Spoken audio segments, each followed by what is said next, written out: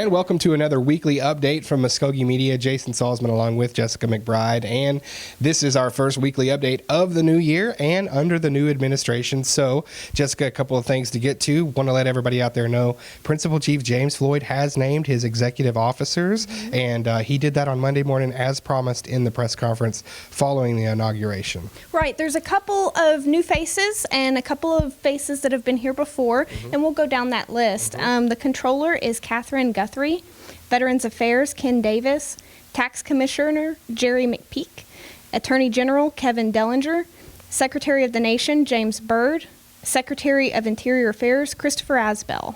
All right, yeah, and as you can see just in some of the names that she mentioned there, some familiar faces. Jerry McPeak, tax commissioner, is still the tax commissioner. He's the current one under previous administration. Also, Veterans Affairs Ken Davis, we keep rolling with Ken Davis in Veterans Affairs also.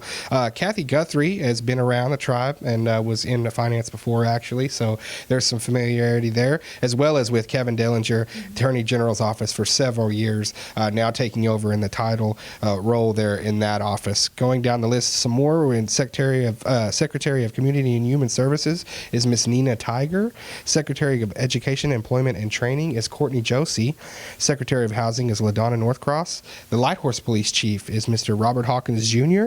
Tribal Administrator is Judy Hompey, and the Secretary of Health is Dr. Lawrence Vark. Another familiarity there with Dr. Vark also being at the Division of Health for quite some time now. So as you can see, some new faces, also some familiar faces, and some familiar faces in new roles. So a lot of people we know and some things like that. So you're going to get to know these people here in the coming weeks. We'll be doing profiles on the Native News Today as well as the Muskogee Nation News. Speaking of Muskogee Nation News and Native News Today working in conjunction, we have a lot of big stories that we're working on together. One of the main ones we are doing now is we will be talking with the folks at Flying T, RW Restaurant Group, One Fire Holdings, talking about all things Flying T, the agreement, and really One Fire Holdings and what it means for the nation. Right. We did a story this week that kind of touched on that a little bit. The National Council passed legislation to change the lease payments that Flying T is paying from One Fire to the Creek Nation itself.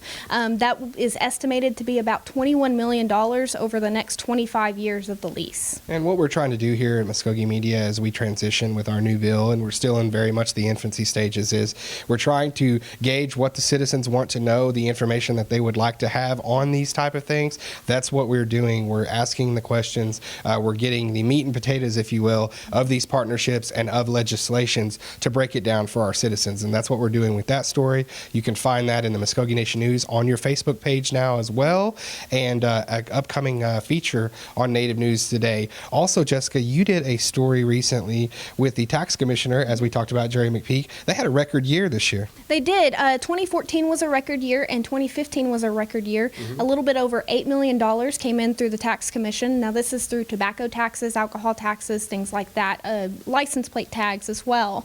This is a record year for them. And what's important to note about these funds is that they go to the general account. And so this account can be used by the tribe's discretion for anything from education to community services. Yeah, and Mr. McPeak has also said that nothing's earmarked. It goes straight there, as you said, to the tribal fund. And also, Mr. McPeak always says that it's a great compact. It may not be the best ever, but it is certainly right now the best tribal compact in the state. And he puts his stamp of approval on that many times that I've seen him talking about it. So he's very proud of that, and it's a great story there on the tax commission. Also, one of the things that you all have put out and that we are putting out as well in Native News Today is a look at our council house restoration project. Right now, it's hit a bit of a snag.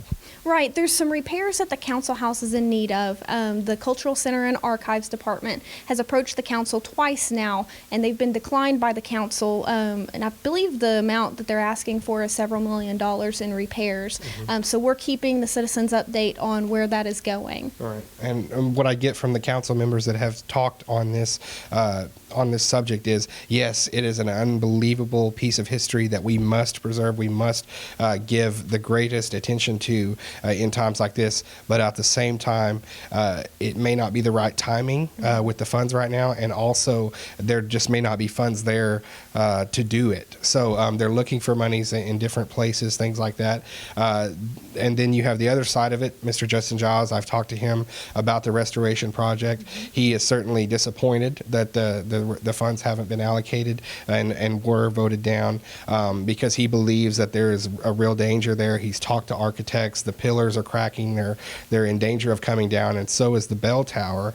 In fact, they've been instructed not to even ring the bell if they needed to or anything like that. So, and he also was talking about how the process has always been hand in hand with the council throughout. So this has been about 2 years that they've had the restoration in mind. Everything is passed beforehand. Now we kind of get to the end, and we have to look at other options. So those are from both sides of it there, the council doing what they have to do, and certainly Mr. Giles with his opinions on the council house there and what has to happen for its restoration. So be looking for more of that in the paper, also on our show next week, Native News Today, and you can check it out on all our social media sites, especially stay tuned with our YouTube channel. Stay tuned with Muskogee Nation News Facebook page, their Twitter. Stay tuned with our Facebook page, our Twitter, and you'll have all of these updates as they become available to you as we gather all the resources and information. So, Jessica, thanks for being with us today and getting this update out. No problem. Thank you. All right. Look for all of that, as I said, on all of our outlets. That's your weekly update from Muskogee Media for this week.